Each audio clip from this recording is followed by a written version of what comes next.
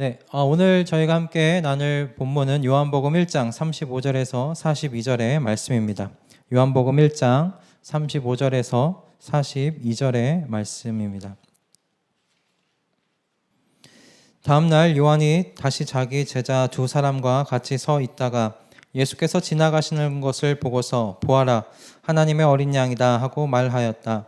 그 두 제자는 요한이 하는 말을 듣고 예수를 따라갔다. 예수께서 돌아서서 그들이 따라오는 것을 보시고 물으셨다. 너희는 무엇을 찾고 있느냐? 그들은 랍비님 어디에 묵고 계십니까? 하고 말하였다. 랍비는 선생님이라는 말이다. 예수께서 그들에게 대답하였다. 와서 보아라. 그들이 따라가서 예수께서 묵고 계신 것을 보고 그 날을 그와 함께 지냈다. 때는 오후 4시쯤이었다. 요한의 말을 듣고 예수를 따라간 두 사람 가운데 한 사람은 시몬 베드로와 형제 간인 안드레였다. 이 사람은 먼저 자기 형 시몬을 만나서 말하였다. 우리가 메시아를 만났소. 메시아는 그리스도라는 말이다. 그런 다음에 시몬을 예수께로 데리고 왔다. 예수께서 그를 보시고 말씀하셨다. 너는 요한의 아들 시몬이로구나. 앞으로는 너를 게바라고 부르겠다. 게바는 베드로 곧 바위라는 말이다. 아멘. 오늘 이 본문의 말씀을 가지고요, 와서 보라라는 제목의 첫 번째 설교를 함께 은혜를 나누기를 원합니다.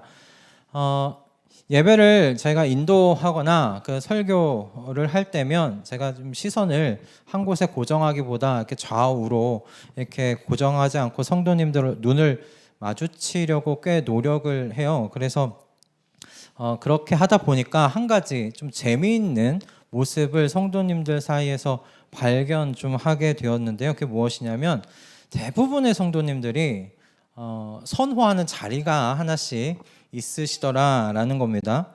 이 작은 예배 공간에서도 오늘 좀 많이 안 나오셨지만 보면 선호하는 자리가 있어요. 딱 와서 앉는 자리가 있다는 말이죠.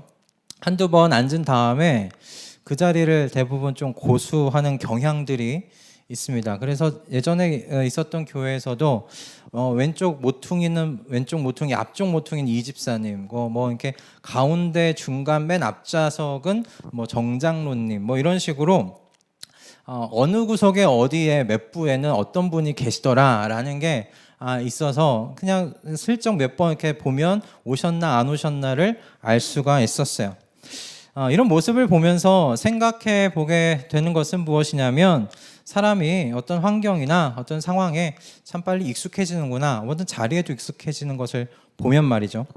그래서 익숙한 자리에서 떠난다라는 것, 익숙한 자리에서 옮긴다는 것은 정말 큰 결단을 요구하는 것이라 생각해 보게 되었습니다. 익숙해진 예배당 안에서도 내 자리가 있어서 그 자리 옮기는 게 쉽지 않은데 하물며 내가 확신한 것, 그리고 내가 익숙한 것으로부터 떠난다, 그것은 정말 큰 일이죠. 쉽지 않은 일입니다. 그것이 또한 오랫동안 굳어진 습관이라면, 그리고 생각, 신념, 가치관이라면 더더욱이나 그렇게 옮기는 것, 떠나는 것 쉽지 않겠다 생각이 들어요.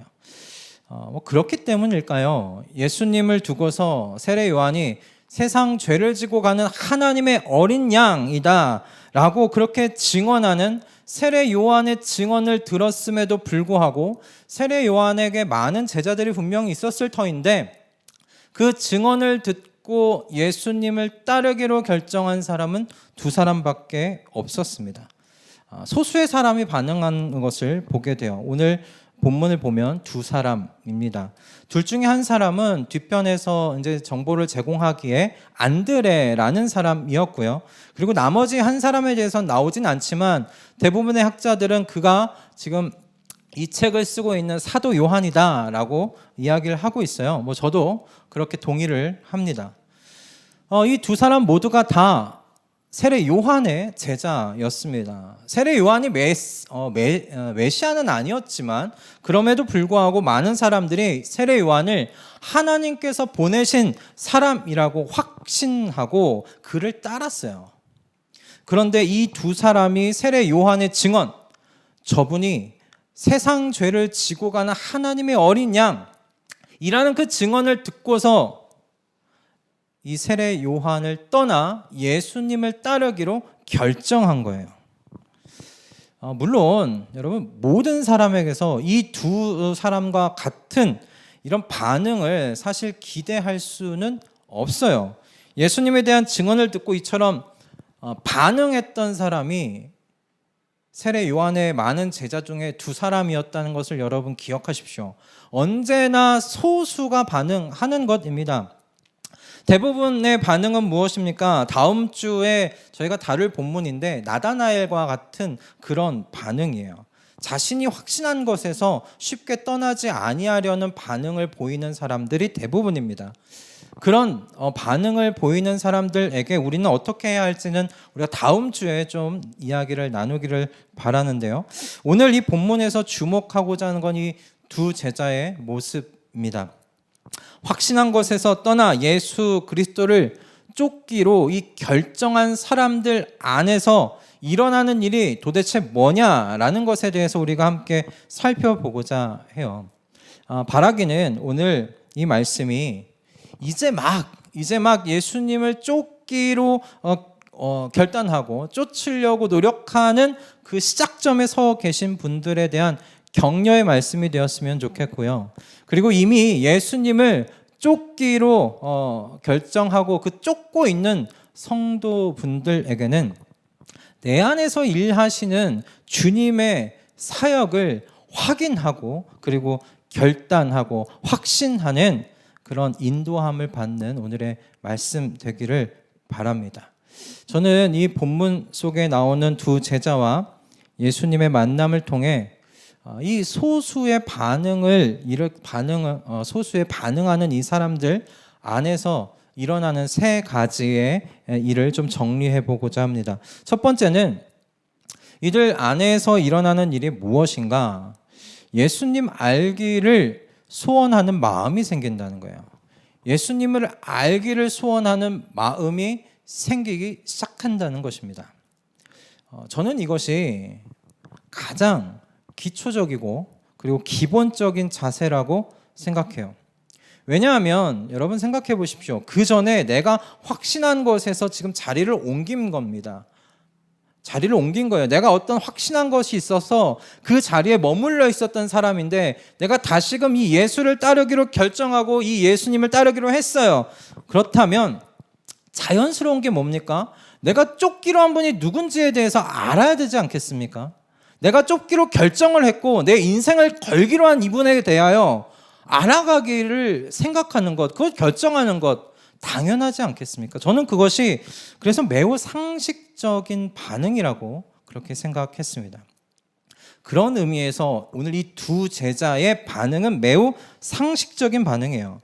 본문을 보면 두 제자는 세례 요한의 하나님의 어린 양이시다라는 예수에 대한 증언을 듣고 예수님을 쫓기 시작했다라고 지금 이야기를 하고 있어요. 이들이 그날 하루만 예수님 뒤를 졸졸졸 쫓아다닌 건 아닌 것 같아요.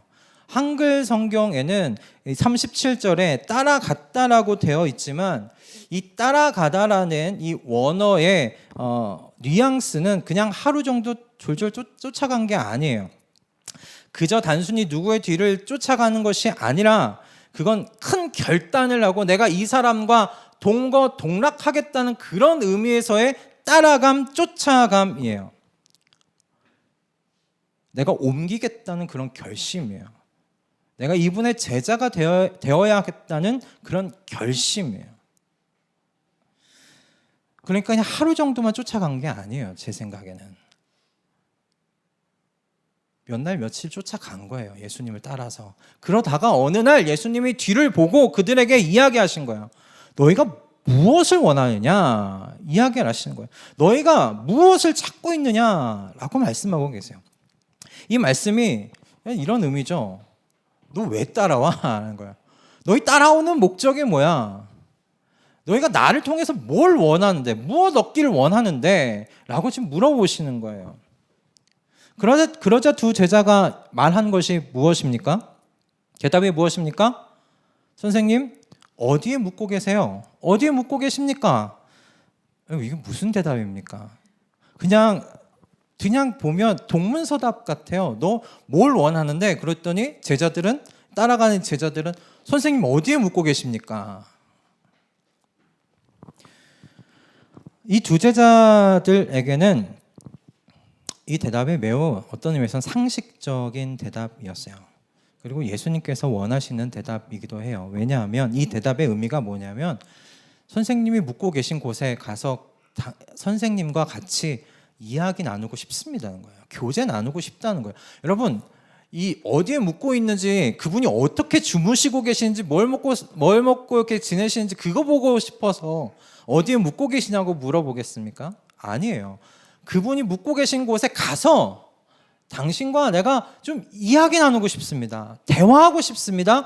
교제하고 싶습니다. 그런 의미예요. 예수님께서 계신 곳에 저희도 가서 동거동락하며 선생님과 이야기 나누고 싶어요. 선생님을 알고 싶어요.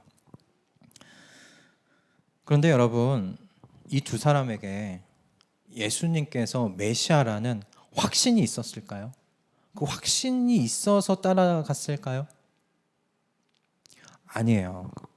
이때만 해도 이들에게는 예수님이 메시아라는 확신은 분명히 없었어요. 물론 이들이 예수님을 선생님이라고 부르면서 자신들이 부를 수 있는 최고의 호칭으로 예수님을 불러드리고는 있는 게 맞지만 메시아라는 확신 속에서 선생님, 랍비여라고 이야기하고 있는 것은 아니에요. 즉 예수님을 구원자라고 믿어야 그분을 알기를 소원하는 마음, 교제하기를 소원하는 마음이 생기는 것은 아니라는 말씀입니다. 여러분, 아직 확신이 없어도 좋아요. 예수님께서 정말 구원자다, 그분이 메시아다라는 확신이 없어도 좋아요. 그러니 확신이 없기 때문에 오히려 더 그분에 대하여 좀 알아가 보실 수 있기를 바라요. 그분의 말씀을 들어보세요. 그분의 말씀에 한번 마음을 두고서 이야기를 시작해 보셨으면 합니다. 예수님께 아직 확신이 없었던 이 두 제자들을 나를 메시아라고 확신하지 않는다고? 라고 하면서 예수님께서 내치지 않으셨어요. 내치지 않으셨어요. 예수님께서 그들에게 말씀하신 게 뭐예요? 와서 보라 말씀하세요. 와서 보라. 이 말씀이 뭡니까? 그래, 나와 교제해보자. 그래, 나와 대화해보자. 나와 먹고 마시면서 나랑 이야기해보자. 라는 말씀이에요. 예수님께서 아직 확신 없는 나를 메시아라고 생각하지 않고 뭔가 어떤 큰 선생님, 어떤 선지자라고 생각해도 좋아. 나랑 얘기해보자라고 지금 말씀하고 계시는 거예요. 그러니 여러분, 오늘 혹시 이 중에 예수님에 대해서 알아가기를 소원하는 마음이 있는데 아직 그분이 메시아인지 구원자인지 그리스도인지 확신하지 않더라 하더라도 머뭇머뭇하지 마실 수 있기를 바랍니다. 오히려 확신 가운데 거하시기 위해서 예수님과 교제하시기를 소원하실 수 있기를 바라요. 나 같은 사람이 어떻게 예수님 만날 수 있겠어? 예수님 하나님의 아들이신데 나 같은 거 만나줄까? 아니면 내가 그분을 어떻게 알 수 있겠어? 여러분, 그렇게 생각하지 마세요. 예수님께서 오늘 분명히 두 제자에게 말씀하세요. 와서 보라 라고 말씀하고 계세요. 이는 예수님께서 숨으시는 하나님이 아니시라는 걸 알려주는 거죠. 그분은 알려주시는 하나님이시라는 거예요. 자신을 드러내시는 하나님이시라는 것을 이 와서 보라라는 이 말씀 속에서 알 수 있어요. 또 이렇게 이야기를 드릴 수도 있을 것 같아요. 여러분, 사랑은 숨길 수 있을까요? 숨길 수 없을까요? 사랑한다는 감정, 그죠? 없어요. 사랑하는 감정은 여러분 숨길 수 없어요. 사랑하는 사람이 생기면 여러분 절대 그 마음 숨기지 못하고, 난 숨긴다고 하지만 주변 사람들은 다 알아요. 이미 주변 사람은 다 알아요. 누가 누구를 좋아하는 게 눈빛만 봐도 안다는 거죠. 계속 나는 몰랐는데 내 눈이 계속 그 사람을 쳐다보고 있다는 걸 나도 모르고 있었던 거지. 그런데 여러분, 하나님을 우리가 성경에 뭐라고 이야기를 하고, 하나님은 사랑이시다라고 말씀하고 계세요. 사랑 그 자체라고 말씀하세요. 하나님은 사랑이시니라. 그러므로 여러분 사랑 그 자체이신 하나님은 당신을 우리에게 숨기실 수 없는 하나님이세요. 숨기실 수 없어요. 우리를 향하신 그분의 사랑을 그분이 숨길 수가 없는 것과 마찬가지예요. 그러니 하나님이신 예수님을 알 수 있을까? 그분 만날 수 있을까? 아니 그분이 나를 만나줄까? 여러분 그런 모든 의심을 버리시고 이 와서 보라라고 초청하시는 이 예수님께 나아가실 수 있기를 권면드립니다. 이제 그 막 예수님을 이제 알아가려고 발걸음을 떼시는 우리 교우님들을 위해서 제안을 드리자면 성경을 지금 뭐 이렇게 읽기 힘드신 교우님들 분명 있으시잖아요. 성경을 읽기 힘들면 성경을 들으셔도 됩니다. 그런 방법들을 통해서 말씀을 들어보시는 것을 추천드려요. 여러 가지 방법들이 있어요. 유튜브에서도 성경 들을 수 있도록 요즘에 굉장히 잘 제공되고 있더라고요. 그리고 성경 들을 수 있는 어플들도 분명히 있고요. 그래서 성경을 들으셨으면 좋겠어요. 여러분 성경은 원래 공동체에서 듣는 용도로 사실 쓰여진 것이에요. 과거에 지금처럼 인쇄술이 발달되지가 않았잖아요. 때문에 과거에는 유대인들이 회당에서 회당장이 양피지에 쓴 것을 들고 읽었어요. 그리고 여기 모인 사람들이 읽고 있는 그 성경을 들었어요. 그런 의미에서 성경은 어떤 의미에서 듣는 것을 생각하고 쓰여진 말씀이라고 여러분 생각하시면 돼요. 그러니까 뭐 성경을 내가 읽지 못하고 듣는 것이 수준 낮은 것이라고 오해하지 마세요. 원래 성경은 듣는 것을 염두에 두고 쓰여진 거예요. 그러니까 여러분 못 읽으시는 분들은, 읽기 힘드신 분들은 들으세요. 그냥 틀어놓고 들으셔도 됩니다. 여러분 그렇게 제가 하나님 알기를 소원합니다. 당신이 나의 메시아, 나의 구원자, 나의 그리스도이시라는 것을 제가 확신 가운데 거하기를 소원합니다. 그 마음으로 들으시면 하나님께서 교제 가운데 하나님께서 은혜 허락하실 줄로 믿습니다. 그렇게 여러분 우리 안에 하나님께서 주신 말씀에 반응했을 때 우리 안에 일어나는 첫 번째가 그분을 알기를 소원하기 시작한다라는 것이에요. 두 번째는 어떤 일들이 일어나냐면 확신의 기쁨을 가진 증인이 돼요. 확신의 기쁨을 가진 증인이에요. 그냥 증인이 아니라 기쁨을 소유한 증인이라는 거예요. 여러분 확신 속에 거한다. 내가 확신 속에 거한다는 건 기쁨을 동반하는 일이에요. 모든 의심이 거치고 확신의 빛이 내면에 비칠 때 우리는 기쁨이라는 이 단어로 표현될 수밖에 없는 그런 감정을 가질 수밖에 없어요. 뭐 예를 들면 이렇게 설명할 수 있지 않겠나라는 생각이 들었는데 여러분 대부분 다 경험하셨을 거라는 생각이 들어요. 썸을 타는 사이에서 여러분 연인으로 발전하는 것과 좀 비슷해요. 상대방이 나를 좋아하는지 안 좋아하는지 불안과 초조 속에 지내는 시간이 그 썸 타는 시간에 있지 않습니까? 그죠? 문자를 받고서 이런저런 생각의 꼬리로 인해서 나를 새는 그런 경험들. 왜 이 시간에 문자했을까부터 시작해서 왜 이런 이모티콘을 내게 이 문자 안에 넣어놨을까? 그리고 굳이 내가 마지막에 보낸 문자에 답을 주지 않아도 됐는데 그 마지막 보낸 문자의 답은 왜 했을까? 생각해 보지 않으셨어요? 저만 너무 디테일하게 들어갔나요?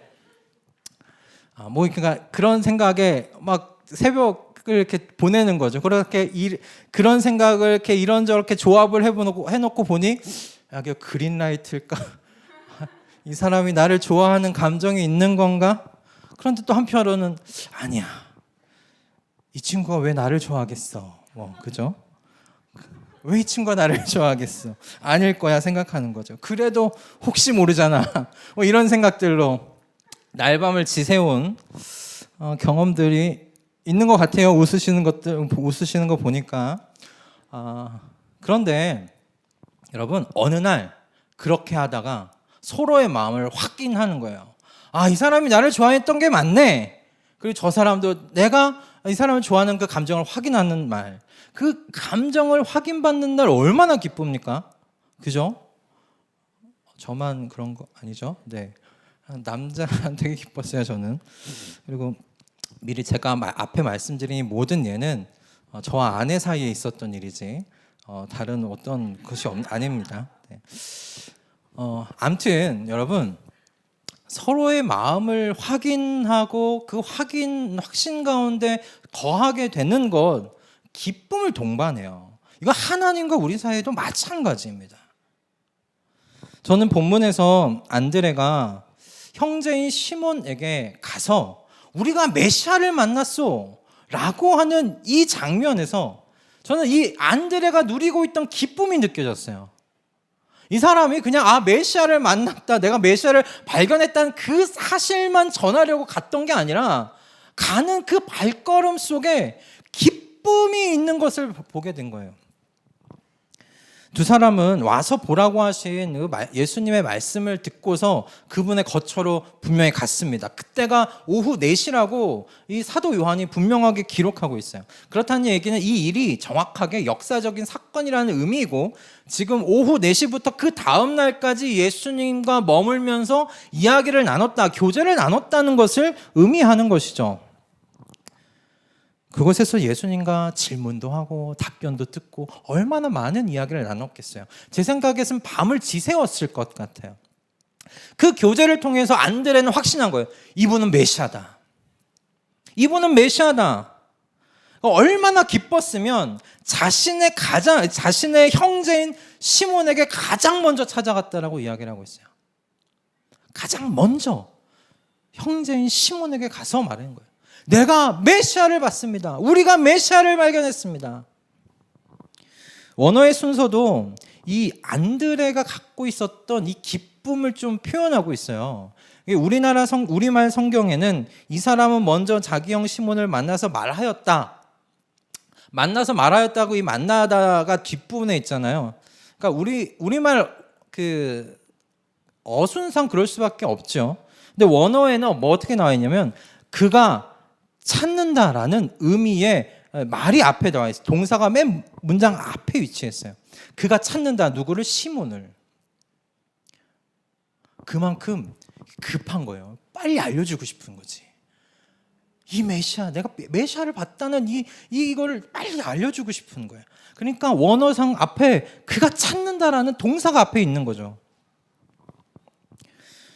예수님을 만나고 이 예수께서 구원자시고 메시아라는 확신을 분명히 얻게 될 때 그분을 전하는 것은 굉장히 자연스러운 일이에요. 그분의 증인이 된다는 건 자연스러운 일이죠. 그래서 안드레는 어떻게든 시몬을 예수님께로 지금 이끌고 데리고 온 것 아니겠습니까? 그죠? 이끌고 데리고 왔다라고 되어 있어요. 42절에. 여러분, 굉장히 적극적이잖아요. 그렇죠? 그러면 본문이 말하는 증인은 그런 적극적인 증인을 이야기하는 걸까요? 아니에요. 저는 확신 가운데 거하게 된 기쁨을 간직한 그 증인을 이야기하려고 이 본문에 안드레를 이야기하고 있다고 저는 생각해요. 그럼 기쁨이 없이 이런 적극적인 태도가 나올 수가 없어요. 기쁨이 없는데 이 시몬이라는 이 형제를 어떻게든 끌고 가서 예수님 앞에 데리고 간다는 것, 이거 쉬운 일 아니에요. 내가 메시아를 발견했다는 이 기쁨 가운데 있을 때 이 감정이 나의 의지를 끌고 가는 것이죠. 기쁨이 없이는 이런 적극성이 나올 수 없습니다. 여러분, 하나님께서는 모든 일을 우리로 하여 기쁨 가운데 하시도록 하세요. 여러분, 우리가 이번 주중에 묵상한 그 출애굽기 35장의 말씀이 그렇지 않습니까? 출애굽기 35장의 말씀을 보면 여러분, 시내산에서 40일 만에 내려온 모세가 이스라엘 백성들에게 뭘 전합니까? 이들이 지켜야 할 규례에 대해서 이야기를 하고 있어요. 그리고 그들이 회막을 이제 너희가 만들어야 되는데 회막 건설을 위해서 너희가 내놓아야 할 물품의 목록을 이야기를 해주고 있어요. 헌물 내야 된다 이야기를 하고 있는 거예요. 겉으로 보면 이 내용 뭡니까? 이스라엘 백성에게 뭔가 의무를 부과하고 있는 것처럼 보이지 않습니까? 그런데 이스라엘 백성에게 모세를 통해 전달받은 이 주님의 말씀이 이스라엘 백성들에게는 그냥 기쁨 그 자체였어요. 기쁨의 근거였어요. 모든 의심을 거두어 버리게 만드시는 하나님의 답변이었거든요. 이 출애굽기 35장의 말씀이. 이스라엘 백성이 금송아지 사건으로 인해서 하나님께 큰 죄를 짓잖아요. 하나님께서 이스라엘 백성에게 그래서 뭐라고 말씀하십니까? 내가 이 고집센 백성들과 내가 함께 못 가겠다 말씀하시잖아요. 그런데 너희 몸에서 우상이 새겨진 단장품 다 제거하고, 그러니까 내가 너희에게 어떻게 할지 그 처분을 너희가 기다려라 말씀하시고 이스라엘 백성들에게 말하시는 말씀이 끝나요. 그 다음부터는 32장부터 35장 그 사이에서 모세와 이야기한 것만 있잖아요. 그런데 이 이스라엘 백성들이 그러면 그 장에서 사라지느냐? 아니에요. 하나님께서 모세에게 돌판 2개를 만들어서 시내산 위로 가지고 올라오라고 할 때 그 돌판 2개 들고 시내산 위로 이 80세 이상의 노인네가 이걸 끙끙 힘들게 가지고 올라가는 그 모습을 누가 봤을까요? 이스라엘 백성들이 봤죠. 이스라엘 백성들이 보면서 어떤 소망을 가졌겠어요? 혹시 하나님께서 우리를 용서해 주실까? 혹시 하나님께서 우리와 동행하시겠다고 마음 바꿔주실까라는 생각을 하겠겠죠. 그러나 한편으로는 확신은 안 들었겠죠. 왜? 2 돌판에 율례를 적어주시고 나인 너희와 못 가겠다라고 말씀도 하실 수 있으시니까 40일을 기다린 거예요. 이스라엘 백성이. 어떻게 하나님이 말씀하실까? 우리와 함께 하신다고 말씀하실까? 우리와 동행하신다고 말씀하실까? 그때 40일 만에 모세가 내려와 이야기한 겁니다. 하나님께서 너희에게 안식일을 지키라고 하시고 성막을 건축할 거니까 물품을 헌물해라. 그 말이 뭐예요? 같이 가겠다 이 말씀이시죠. 내 너희랑 동행할 거라는 말씀이세요. 그러니까 이 의무 자체가, 부과한 의무 자체가 이스라엘 백성이 의무로 받아들이지 않아요. 아, 우리와 함께 동행하시겠다고 말씀하셨구나 이분이. 우리의 그 모든 의심, 우리 떠나시면 어떨까라는 모든 불안, 그게 거쳐져 버린 것이 출애굽기 35장이에요. 얼마나 기뻤겠어요. 그래서 뒤에 나오는 게 뭐예요? 기쁨 속에서 이 물품을 헌물해요. 근데 헌물하는 양이 이 성막을 다 건축하고도 남으니까 부살렐과 오홀리압이 뭐라고 합니까? 모세에게 나와서 그만 내라고 좀 말씀해 주십시오. 계속 갖고 오니까 방해가 됩니다. 오히려 회막을 만드는 일에 얼마나 기쁨으로 자원하는 마음으로 드렸으면 그럴 수 있겠습니까? 하나님께서요, 우리에게 무슨 일을 증인으로서 일을 하게 하실 때 그냥 의무로 하게끔 하시는 게 아니에요. 기쁨으로 하시게끔 해요. 오늘 현장에서 그리고 온라인으로 말씀을 듣는 성도님들 대부분 분명히 이 와서 보라는 예수님의 초청에 응답하여 그분을 나의 주님으로 모신 분들이 대부분이실 겁니다. 그렇다면 여러분의 심령 가운데 내 영혼의 구원자 되실 뿐만 아니라 오늘 이 땅에서 나의 삶의 구원자가 되시는 예수 그리스도로 인한 기쁨이 있으십니까? 증인의 삶은 여러분 억지로 되는 것이 아닙니다. 억지로 산다고 증인될 수 있는 것이 아니에요. 그런 삶 살 수 있는 것이 아닙니다.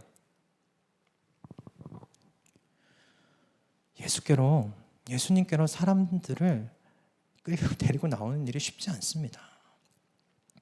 수서 동행교회는 증인 공동체가 되고 증인을 양육하고 세상 속으로 파송하는 그런 교회로서 성장하기를 꿈꾸는 우리 교회입니다.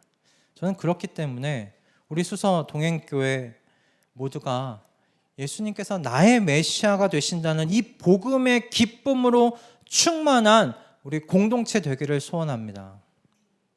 우리가 기쁨 없는 증인 되지 마십시다. 그저 전도의 뭔가 기술로, 그냥 의무로, 과거에 그렇게 전도해왔던 습관으로 하는 증인들이 아니라 예수 그리스도로 말미암아 우리의 죄 용서의 확신과 내가 그 죄로부터 자유하게 되었다라는 그런 확신의 은혜, 그 안에서 누리는 기쁨으로 우리가 증인의 삶을 살아가는 우리 수서 동행교회 모든 성도님들 다 되실 수 있기를 주님의 이름으로 축복합니다. 우리 모두 기쁨을 잃지 마십시다. 할렐루야, 아멘. 마지막으로 여러분, 이런 일들이 우리 안에 들어왔을 때, 생겨날 때 일어나는 것은 비전을 갖게 된다는 것이에요. 비전을 가지게 된다. 새로운 삶에 대한 꿈을 가질 수 있게 된다라는 것입니다. 오늘 본문에 이 안드레와 이 지금 사도 요한, 이 두 사람 안에서 일어난 일은 아니에요. 이 두 사람에서 일어난 일은 아니지만 제가 생각하기에 모든 하나님의 백성들에게서 공통적으로 발견될 수 있는 일이기 때문에 하나님께 반응하는 사람들에게 일어나는 모습으로 이야기할 수 있지 않겠나 생각하게 되었습니다. 새로운 삶에 대한 꿈을 가지게 되는 것은 모든 하나님의 백성들 안에 공통적으로 나타나는 일인데 왜 그런가? 우리 안에 계시는 예수 메시아께서 우리에게 소원을 가지게 해주시는 분이시기 때문에 그래요. 빌립보서 2장 13절 말씀입니다. 빌립보서 2장 13절의 말씀인데요. 우리 함께 읽도록 하겠습니다. 하나님은 여러분 안에서 활동하셔서 여러분으로 하여금 하나님을 기쁘게 해드릴 것을 염원하게 하시고 실천하게 하시는 분입니다. 아멘. 사도 바울이 하나님에 대하여 어떻게 지금 이야기를 하고 있습니까? 하나님께서 저와 여러분 안에서 활동하고 계시는 분이라고 이야기를 하고 계세요. 그분은 그냥 우리 안에 오셔서 그냥 앉아 계신 분이 아니세요. 그분은 활동하고 계시는 분이에요. 근데 우리 그 안에 그분이 활동하시는 그 목적이 뭐예요? 활동하는 방향이 뭡니까? 바로 하나님을 기쁘시게 해드릴 것을 염원하게 한다, 소망하게 한다라고 이야기를 하고 있어요. 그것을 위해서 우리 안에서 하나님께서 일하시는 거예요. 그리스도의 영께서 일하시는 거예요. 여러분, 하나님을 기쁘시게 해드릴 것이 무엇인지를 소원하는 거, 이거 남녀노소를 불문하는 겁니다. 하나님께서 활동하시면요, 늦은 나이란 없습니다. 그리고 이른 나이란 것도 없습니다. 하나님에 대한 꿈을 가지게 하십니다. 그리고 그것을 그 꿈꾸게 하신 것을 어떻게 해요? 실천하게 하신다라고 말씀하고 계세요. 꿈을 꾸고 그것을 실천하게 되면요, 실천해 가면 결국 사람이 바뀌어요. 사람이 바뀌어요. 오늘 본문 42절의 말씀인데요, 하나님이신 예수 메시아께서 시몬에게 이름을 지어주세요. 어떤 이름입니까? 게바입니다. 게바. 헬라어로 이게 베드로죠. 게바는 이 바위라는 의미를 가지고 있다라고 기록하고 있어요. 훗날 예수님께서 게바, 이 베드로가 한 그 고백 위에 교회를 세우시겠다고 말씀하고 계시지 않습니까? 그런 의미에서 예수님께서 시몬을 게바라고 부르기 시작하셨다는 건 의미가 있다는 생각해요. 예수님께서 시몬에게 게바, 베드로라고 이름을 지어주신 것, 저는 의미 있다는 생각이 듭니다. 누군가 제가 저희 아들을 이제 저희 아내가 임신하고 아들의 이름을 뭘 지어줄까 굉장히 오래 고민을 했어요. 여러 그 리스트를 놓고서 그 중에 제 아들의 이름을 선율이라고 지은 거예요. 근데 이 선율이라고 이름을 지었을 때 우리 안에 우리 갖고 있는 건 뭐냐면 바람이 있어요. 이 이름대로 커졌으면 좋겠다는 바람이 분명히 있죠. 아무런 바람도 없이 그냥 생각나는 대로 처음 생각난 거 그냥 이름으로 져주는 경우가 거의 없지 않습니까? 옛날에는 너무 자녀가 많아서 뭐 그랬다는 일들도 있지만 거의 없잖아요. 대부분 이름을 지을 땐 그 이름에 맞게 이 아이가 커졌으면 좋겠다는 바람이 있어요. 예수님께서 시몬을 게바라고 베드로라고 이름을 붙여주셨다는 건 이 베드로에게 하나님께서 꿈을 넣어주신다는 의미예요. 이 베드로라는 이름에 맞게 이 시몬이 성장하도록 하나님께서 해주시겠다는 말씀이에요. 여러분, 물론 우리 육신의 이 부모 한계가 있습니다. 자식 농사 마음대로 안 되잖아요, 그죠? 하지만 하나님께서 시몬을 게바, 베드로라고 이름 붙여 주셨을 땐 하나님께는 불가능이 아닙니다. 그 이름에 맞춰서 이 시몬을 양육해 가십니다. 그런 의미에서 예수님을 만나면 예수님께서 우리 안에 들어오시고, 그리고 그 예수님께서 주시는 저는 꿈을 갖게 된다고 믿습니다. 그분이 말하는 꿈은 세상이 말하는 꿈하고 달라요. 무엇을 성취하는 것이 아니라 하나님을 기쁘시게 해드리고자 하는 그런 꿈을 꾸게 된다는 거예요. 여러분, 하나님을 기쁘시게 해드릴 것이 무엇인가, 그걸 꿈꾸는 데는 여러분 뭐 한계가 없어요. 그래서 그분이 주시는 그런 꿈은 사실 너무 커서 불가능에 가깝다고 생각이 들 때가 많아요. 여러분, 시몬이 이 이야기를 듣고 생각해 보세요. 내가 너의 그 고백 위에 교회를 세울 거야. 시몬이 그 이야기 듣고 마음에 품고 있었을까요? 저는 잊어버렸을 것 같아요.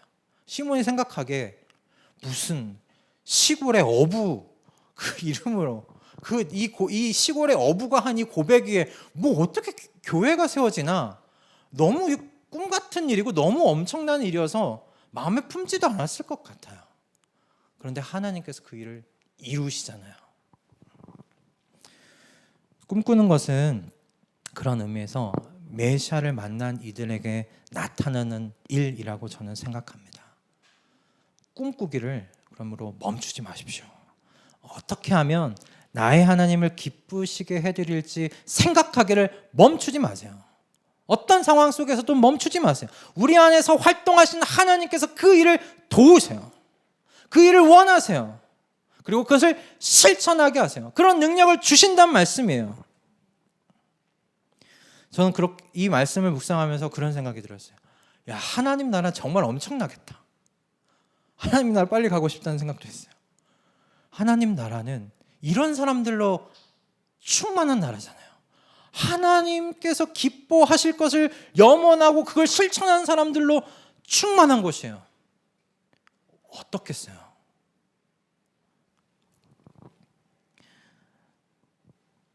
그 나라를 생각하니까 가슴이 충만해지는 거예요. 야, 진짜 엄청난 나라겠다. 정말 그 하나님의 나라, 완전하게 완성되는 그 나라는 정말 내가 생각하는, 내가 상상하는 무엇을 생각하든지 무엇을 상상하든지 그 이상이겠다 생각이 드는 거예요. 여러분, 우리 그 영혼에 속한 삶을 여기서부터 사십시다. 여기서부터 사십시다. 그때 약속된 게 아니라 지금 여기서부터 그것을 염원하게 하시고 그렇게 실천하면서 살아가도록 우리 안에서 하나님께서 활동하신대요. 우리에게 그런 꿈을 주고 그 꿈을 실천하게 하신단 말이에요. 여기서부터 우리가 그 영혼에 주어진 그 삶을 살아가시는 우리의 모든 수서동행교회 성도님들 다 되실 수 있기를 주님의 이름으로 축복합니다. 아멘. 말씀을 정리하겠습니다. 1장, 여러분 요한복음 1장 29절부터 그 각 단락별로 여러분이 좀 성경책을 펼쳐서 보시면 앞에 눈에 띄는 단어들이 있어요. 그게 뭐냐면 다음 날이라는 말이에요. 29절부터 단락별로 다음 날 되어 있어요. 이 무슨 의미예요? 이게 다 일련의 어떤 사건들로 연결되어 있다는 인상을 주고 있지 않습니까? 이 땅 가운데 사람의 몸을 입고 오신 하나님의 아들에 대하여 이 책이 뭘 얘기하는지 1장 1절부터 18절까지 이야기했어요. 그리고 19절부터 28절까지 이 세례 요한을 찾아온 바리새인과 서기관들과 사두개인들의 질문에 답하는 그 세례 요한의 모습을 봅니다. 그러면서 세례 요한이 자신에게 주어져 있는 스포트라이트를 내 뒤에 오시는 분에게 집중될 수 있도록 19절부터 28절까지 그렇게 이야기하는 것을 보게 돼요. 그 다음부터 그 다음 날이라고 되어 있어요. 그 다음 날에 세례 요한이 예수님을 보고 하나님의 어린 양이라고, 하나님의 아들이라고 소개를 하고, 이 말씀 바로 그 다음 날이 오늘 이 본문이에요. 이 이야기가 이어지고 있어요. 세례 요한의 증언을 듣고 예수님을 쫓아가 만난 이들에게 어떤 일이 일어나고 있는지 오늘 본문이 이야기하고 있고, 오늘 바로 또 다음 본문도 그 다음 날이라고 되어 있는데, 그 다음 날에는 메시아라는 이렇게 확신 속에서 새롭게 태어난 그 증인이 그럼 어떻게 전도하는가라는 그런 말씀으로 이어지는 것을 보게 돼요. 여러분, 이 말씀의 이 흐름 속에서 뭐가 보이십니까?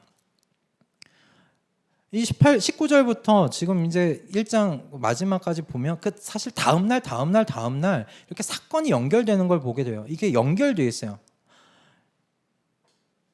제가 이 말씀을 전체적으로 볼 때 하나님 나라 복음의 시작이 보이더라고요. 하나님 나라의 이 복음의 시작이 어디서부터 시작했냐면 하나님께서 보내신 한 사람, 이 세례 요한에서 시작했어요. 세례 요한이 이 예수님이 하나님의 아들이라고 선포하고 증언하기 시작했고, 그 증언을 들은 두 제자가 나타났어요. 그리고 이 두 제자가 예수님을 만나고 어떻게 돼요? 이분이 메시아라는 확신을 가지고 각자가 또 증인이 되어 세상 가운데 나아가고 있어요.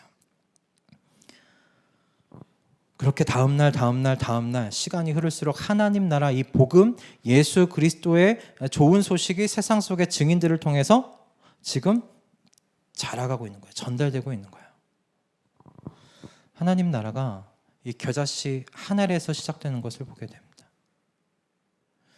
증인으로서 여러분 자신이 보잘것 없다고 느껴지신다면, 초라하다고 느껴지신다면, 아무것도 아니라고 느껴지신다면, 여러분 이 복음이, 하나님 나라의 복음이 어디서 시작됐는지 오늘 이 말씀을 한번 묵상하실 수 있길 바랍니다.